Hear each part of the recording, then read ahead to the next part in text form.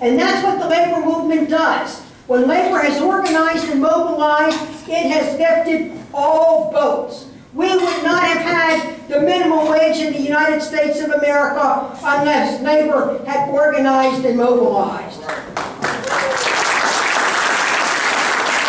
not have been able to pass, as Barack Obama's first piece of legislation, the Lilly Ledbetter bill, guaranteeing equal pay for equal or comparable work for women, if it had not been the labor movement. And I know that because I did that fight on the Senate floor, and while they were trying to stab me in the back, I knew I had labor covering my back so that we could get that legislation.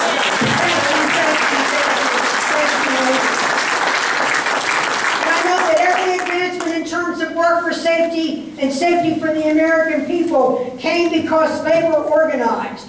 Remember what the great Frederick Douglass said: anyone who has power doesn't give it up. The men and women in our neighborhood worked down at the shipyard, they worked in Bethlehem Steel, and they worked at the brewery down the street, National Bow. And as a little girl, I could just go outside and inhale, and I was the happiest little child going to Sacred Heart Elementary School. But I will tell you about that, and my father and my mother, because we stood with the union, even when they were trying to break the union, or even when the union was having a hard time. When people were having a hard time, my father went on credit, because we were raised to think that we were all in this together. And that's the way we need to continue to think, that we are all in this together. We all need to be in it together. Like what I want to talk about is what they need to do. It's not about my job that I'm running. I'm running about your job. It's not my future that I'm worried about. I'm worried about your future. I'm not running for this election. I'm running for the next generation.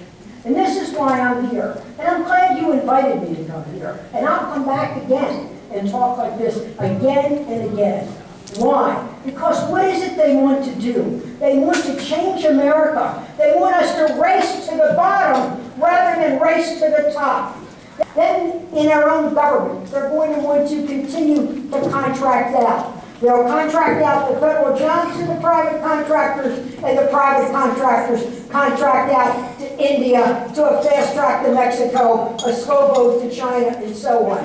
Friends, I say to you, the union will make us strong. The union will make America strong. Bring the jobs back home. Bring the troops back home. Bring the money back home. And this is the way we need to about our president. Our president works hard every single day. He's had crushing responsibility placed on him. They won't give the man a chance. And little by little, and I answer. And when they wanted to take our mammograms away from them, I brought that back, took it to the Senate floor, took it with the men, like Ben Carton, who stood with me. We kicked the hell out of them. We got our mammograms back.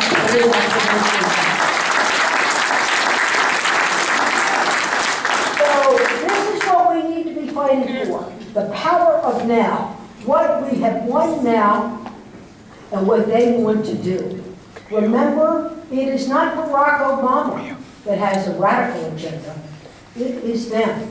And their radical agenda is to send jobs overseas and to make sure that your job is not going to be here, but your job is going to be over there. And unless you're willing to work for $8 an hour, yes, they're going to think, oh, the unions. Well, I say, oh, yes, the unions. And I say for America's future. Let's do what we know we can do by all working together. And I just want to say, God bless you. And God bless the American labor movement, because they have really I'd just like to ask you, what would you like to expect out of the young trade unionists in the future, and also your experience tonight with the young trade unionists? Well, I'm so impressed that the young trade unionists are organizing and mobilizing. We need their energy, we need their ideas, and we need their spirit of the 21st century. You know, the labor movement has been around a long time. I think it helped build America.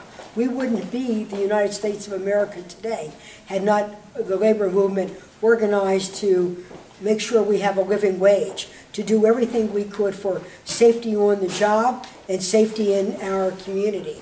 And now what we worry about is those that have power are working to try to take power away from us. They want to outsource our jobs to another country.